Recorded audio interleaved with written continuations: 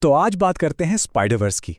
नहीं नहीं, किसी फिल्म की नहीं, ये कहानी उससे कहीं कहीं ज्यादा पुरानी और गहरी है। ये उस एक सवाल के बारे में है जो हम सबके मन में कभी ना कभी तो आता ही है कि आखिर ये सब कुछ, ये पूरी दुनिया, इसे बनाया किसने है? ये आई कहाँ से? कभी ऐसा महसूस होता है कि ये दुनिया बस बेतरतीब है।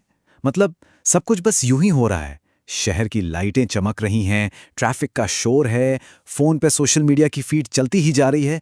ऐसा लगता है मानो ये सब अलग-अलग चीजें हैं जिनका आपस में कोई कोई कनेक्शन ही नहीं है, सब बिखरा हुआ सा। लेकिन क्या हो अगर एक छिपा हुआ कनेक्शन है, एक ऐसा धागा जो इन सबको जोड़ता है? ये कोई नया आइडिया नहीं है, बल्कि हजारों साल पुराना एक नजरिया है जो हमें हमारे उपनिषदों में मिलता है। और ये नजरिया कहता है कि हर चीज, हर एक चीज, एक ही अविश्वसनीय जाल का हिस्सा है। तो चलिए इसे समझते हैं। उपनिषद इसके लिए एक बहुत ही कमाल का, मतलब एक जबरदस्त रूपक देते हैं, मकड़ी का। सोचिए एक मकड़ी के बारे में। वो अपना जाल कैसे बनाती है? वो अपने ही अंदर से, अपने ही शरीर से धागा निकालकर पूरा का पूरा जाल बुन देती है ना? वो बाहर से कोई सामान नहीं लाती।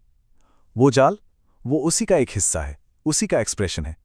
और सबसे कमाल की बात, जब चाहे वो उस पूरे जाल को वापस अपने अंदर खींच सकती है। और पता है, इस मकड़ी के लिए संस्कृत में एक बहुत ही सुंदर शब्द है, तंतुनाभ। तंतु मतलब धागा और नाभ मतलब नाभि। तो तंतुनाभ का मतलब हुआ वो जिसकी नाभि से धागा निकलता है। तो ये बस कोई मनगढ़ंत कहानी नहीं है, ये एक बहुत ही गहरा दर्शन है जो हमारे ग्रंथों में मिलता है। तो सवाल ये उठता है कि इस रूपक में वो मकड़ी कौन है? उपनिषद कहते हैं वो मकड़ी है आत्मा, हमारा भीतरी स्व।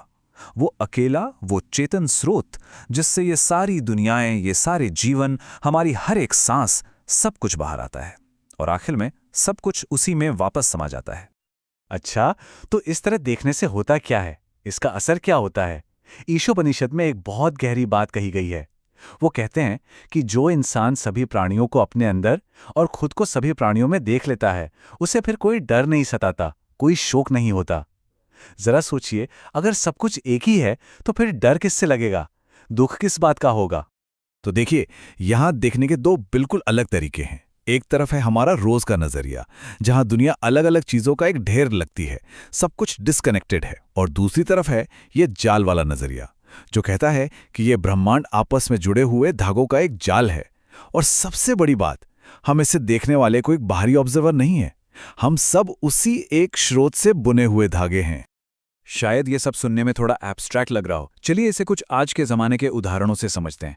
अपने फ़ोन के बारे में सोचिए, उसमें कितने सारे अलग अलग ऐप्स हैं, है ना? हर ऐप का काम अलग, उसका डिज़ाइन अलग, लेकिन ये मुमकिन है कि वो सब के सब एक ही सिंगल कोड बेस से बनाए गए हों। मतलब इतनी सारी वैरायटी, लेकिन सोर्स एक। या फिर एक लेखक की कल्पना को लीजिए।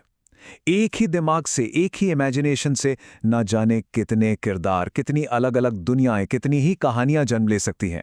वो सब कहानियां एक दूसरे से बिल्कुल अलग हो सकती हैं, पर वो हैं तो उसी एक कल्पना का हिस्सा। एक और मिसाल सोचिए, एक ओरिजिनल गाने के बारे में। एक ही ऑडियो फाइल होती है और उसे रीमिक्स करके हजारों अलग अलग प्लेलिस्ट्स, अलग अलग ट्रैक्स बनाए जा सकते हैं। हर रीमिक्स सुनने में एक नया एक्सपीरियंस देता है, लेकिन उसका जो मूल स्रोत है वो तो एक ही है। तो इन सब उदाहरणों का मतलब क्या है? मतलब ये है कि कोई भी सिर्फ इस जाल को देख नहीं रहा है, बल्कि वो खुद उस जाल का एक धागा है। हम सब उस जाल के धागे हैं। ये कोई दूर की फिलॉसफी नहीं, ये एक बहुत ही पर्सनल हकीकत है।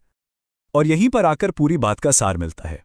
उपनिषद हमें यही सिखाते हैं कि वो स्व, वो सेल्फ जो इस पूरे ब्रह्मांड का स्रोत है, जिससे ये आकाश गंगाएं बनी, ये तारे बने, वही स्व हम में से हर एक के भीतर भी मौजूद है। जो बाहर है वही भीतर है। स्रोत एक ही है, कोई अंतर नहीं। तो अब इसे सिर्फ एक थ्योरी या एक विचार बनाकर नहीं रखते हैं। ये कोई लेक्चर नहीं है, बल्कि एक छोटा सा एक दिन का एक्सपेरिमेंट करने के लिए एक इनविटेशन है। बस एक दिन के लिए इस नजरिए को अपने साथ रखने का एक प्रयोग। करना बस इतना है कि कल जब दिन के आम पलों में आप किसी इंसान से मिलें या किसी मुश्किल का सामना करें, तो बस मन ही मन में चुपचाप खुद से ये सवाल पूछें, क्या हो अगर ये इंसान, ये मुश्किल और मैं, हम सब एक ही जाल के धागे हों? और फिर बस देखिए कि महसूस करने में क्या फ़र्क आता है। बस नोटिस कीजिए। इस तरह के गहरे स्पाइडर वर्ड्स को अकेले नहीं बल्कि साथ मिलकर एक्सप्लोर करने में ज्यादा मजा है। तो चलिए इस सफर को जारी रखते हैं। अगर ये बातें दिल को छुई हों तो इस कोशिश को अपना प्यार दें, इसे लाइक करें, ब्रो वचन को सब्सक्राइब करें और हाँ, इसे अपने उस दोस्त या भाई बहन के साथ जरूर शेयर करें जो हमेशा पूछता रहता है, यार ये सब असल में बनाया किसने है। मिलते हैं अगली बार।